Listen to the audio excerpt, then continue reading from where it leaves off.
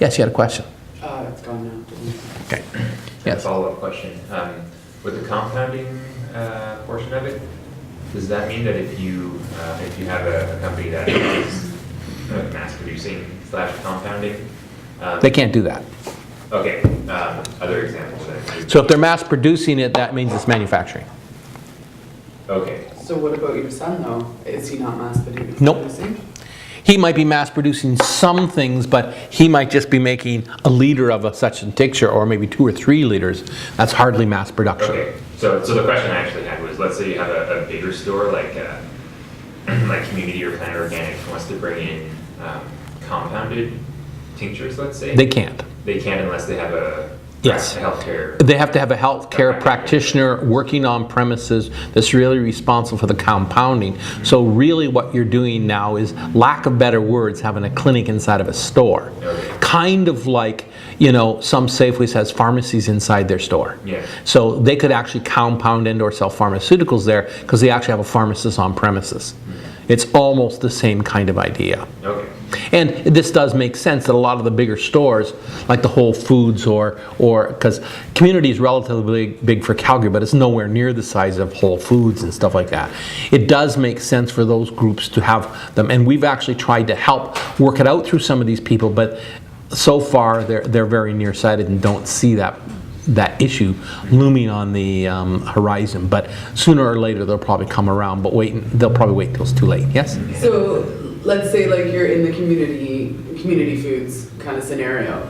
Would that practitioner have to be the one that does actually compounding? Or No. could you have somebody else compounding? You could have another herbal practitioner compounding, selling it to that individual who is actually selling it to the people. Okay. Just like in Safeways, if they had a pharmacy, Safeways is not really buying it. Safeway Pharmacy is buying it No, and but turning around and selling it. I'm saying like the actual person who is compounding, like physically compounding. It could be has to done a off premises. Yeah, it has to be a herbal practitioner. herbal practitioner. And so, unfortunately, most herb companies don't have even herbal practitioners. Okay, so how do you get around getting the girls to make you tinctures? Because they're under so you can have an assistant to make them Okay. on your premises. So it basically comes down to, it would be under my jurisdiction. And of course, these kind of things, there's not an NHP standing in our dispensary seeing what's happening. So they don't have any kind of policing. It basically, all of these things only become a problem if there's a problem, meaning that someone has to complain. And there'd be no question that this is a clinic. There'd be no question that there's practitioners here, and there would be no problem with our students who are working through the program doing the compounding, because that's just obvious. And that's basically how they're doing it. Virtually everyone here that does do that, it's kind of like a mini apprentice program inside the forms of employment. And nobody would balk at that.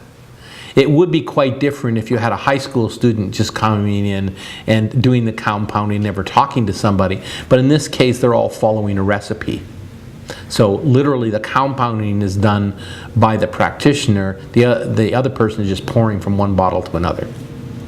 But even in if it was a pharmaceutical, that couldn't even happen, because a pharmacist has to follow the recipe. Presuming if you're not a pharmacist, you wouldn't know how to follow the recipe. AKA, you couldn't read the doctor's writing. No, just kidding. And that could be definitely a case in my case, yes. In order to have an actual clinic, is there a licensing process? No, there is not. Okay. There's not a licensing process. And it's one of those presumed things. It's very interesting, actually. Because when I started Wild Rose College of Natural Healing back in 1975, I got a letter back from the Corporations Act that you can't start a college.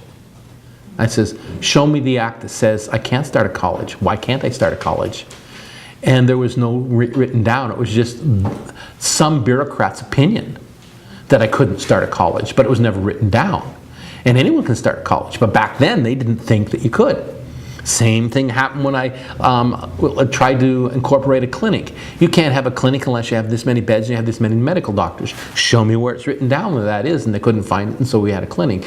But all those things have kind of fallen out. There was a bunch of, what should I say, presumed functions that people had in their own biases, their own mental biases, you'll find completely different thing. If you have a person that comes from Europe, I've had people say, what do you mean you don't have a clinic? A clinic by law has to have at least 6 or more beds in it, because that's what a clinic is in Germany. And people coming over from Germany still want the German rules to apply here. And so you will have people who think that way, and how dare you call it a clinic? You got no beds. Well, actually, on this premises, I think there's about 15 beds, come to think of it, but that's beside the point. Those are really massage tables, they're not really beds, but they think in Europe, they think a clinic is where people stay overnight, or what we might even call a sanatorium, along those lines. So there is different designations in different jurisdictions for what we're really saying here. There is no law around the word clinic. And a good question, when Gaia Gardens Apothecary created their apothecary in Vancouver, the College of Pharmacists in BC took them to court because they couldn't use the word apothecary because it was a pharmaceutical name. The Pharmaceutical Association lost because it's not a they wanted to own it. They had no law that they owned it. They just presumed they owned it because it sounds like pharmacy. Well, geez, so does herbs sound like pharmacy. In fact, we teach courses in pharmacy. In fact, this one is called Applied Phytotherapeutics, but we do actually have courses called pharmacy, which are all of the same line. There are people out there that literally have peed on their territory and think they own it. Is that technical enough? And so sometimes it is a little ridiculous. So what should I say? I celebrate the indigos of the world, or people who are the way seers that really go out and really challenge various things and be able to move them into their realm so we can have a new thing. As long as you are doing good and not hurting people and really trying to push the institutional limits of these things, I think that's really important right now. I think that's really where we're heading as a society. I'm under the impression in the next several years, if we don't completely re-look at those old establishment institutions, we're going to be in deep doo-doo. But that's my own personal opinion. Time will tell.